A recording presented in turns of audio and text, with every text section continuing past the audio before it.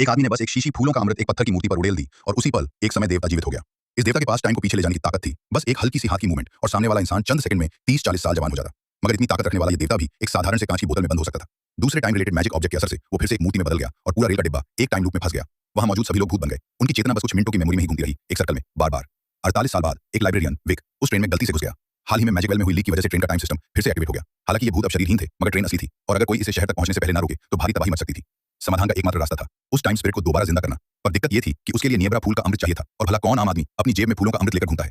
तो विक और उसकी साथी लिसा ने तय किया जो होगा देखा जाएगा। सबसे पहले उन्होंने देखा एक डेड बॉडी ट्रेन के डिब्बे में पड़ी है। एक पल को लगा जैसे ये murder on the eastern express जैसी कोई मिस्ट्री है जिसे सुलझाना होगा। लेकिन तभी दीवार पर टंगा क्लॉक अचानक तेज आवाज करने लगा। पूरा टाइम लूप रीसेट हो चुका था। वही आदमी जो अभी मरा हुआ दिखा अब किसी से झगड़ रहा था। फिर कुछ सेकंड बाद उसने गोली खाई और गिर पड़ा। विक का साथी ग्रीन उस शख्स को पहचान गया। वो था कारविंदर, एक मिलिट्री डिक्टेटर जो कोल्ड वॉर के टाइम गायब हो गया था। शायद अगर उसके गायब होने की मिस्ट्री सुलझ जाए तो ट्रेन भी रुक सकती है। वे अगले डिब्बे की ओर बढ़े और वहां एक अजीब दृश्य दिखा जिसे देखकर कोई भी शर्मिंदा हो जाए। अभी कुछ देर पहले जान बचाने के लिए लड़ रहे लोग अब एक दूसरे की बाहों में थे।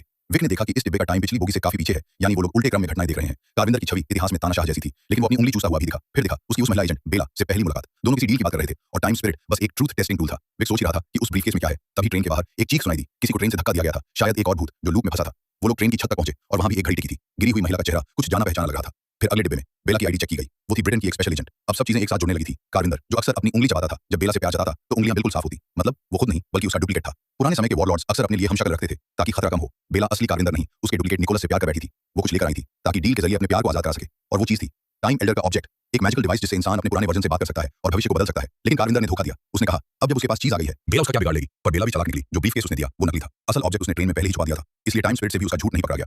कारविंदर गुस्से में था लेकिन बोला कोई बात नहीं, ढूंढ तो लूंगा, मगर निकोलस की जान नहीं बचेगी। निकोलस को गोली लगी। बेला ने तुरंत पिस्तौल छीन ली। जो सीन विक और ग्रीन ने पहले देखा था वो फिर से सामने आया। बेला निकोलस को लेकर ट्रेन के पिछले हिस्से में भागी। शत्रुओं से बचने के लिए वो डिब्बे को अलग करना चाहती थी, मगर छत पर चढ़ते वक्त उसका पैर फिसला और वो ट्रेन से गिर पड़ी। वो निकोलस से वादा करके गई थी कि लौटेगी, मगर अब वो वादा अधूरा रह गया। अगर ये लूप तोड़ना है तो उन्हें बेला की मदद फिर चाहिए। तो उन्होंने बेला को ढूंढने की ठानी। 48 साल हो चुके थे, पर हो सकता है कि बेला अभी जिंदा हो। लाइब्रेरी के आर्काइव से उन्होंने उसका पता निकाल लिया। अब 77 की उम्र में भी बेला की अलर्टनेस वैसी ही थी जैसी किसी स्पाई की होनी चाहिए। पर जैसे ही उसे पूरा सच बताया उसने भरोसा कर लिया। लेकिन वो टाइम ऑब्जेक्ट का लोकेशन बताने से पहले एक आखिरी इच्छा पूरी करना चाहती थी, निकोलस से एक बार मिलना। जिंदगी शायद दोबारा मौका न दे, इसलिए जब मिले तो उसे पूरी तरह जीना चाहिए। विक और लिसा उसे ट्रेन के पास लेकर गए। वो ट्रेन फॉलो करने के लिए एक गाड़ी उधार लेते हैं। बेसिकली चोरी नहीं, बस उधारी में सेवा। बेला एक प्रोफेशनल एजेंट थी। लॉक खोलना उसके लिए कोई नई बात नहीं थी। उन्होंने एक कार ली, साथ में थोड़ी बहुत मॉडिफाई भी की ताकि बेला को आसानी से ट्रेन पर चढ़ाया जा सके। ट्रेन एक टाइम फील्ड में लिपटी थी लेकिन मोबाइल नेटवर्क अब भी एक्टिव था। बेला को ट्रेन पर चढ़ाने के लिए कार और ट्रेन की स्पीड मैच करनी थी और वो कामयाब हो गए।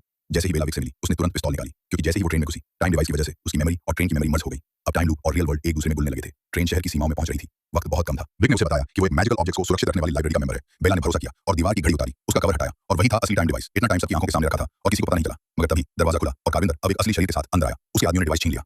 विक ने उसे समझाने की कोशिश की कि वो मर चुका है, ये सब बस एक रिफ्लेक्शन है, मगर एक तानाशाह को अपनी मौत का यकीन दिलाना दुनिया का सबसे मुश्किल काम है। Subscribe for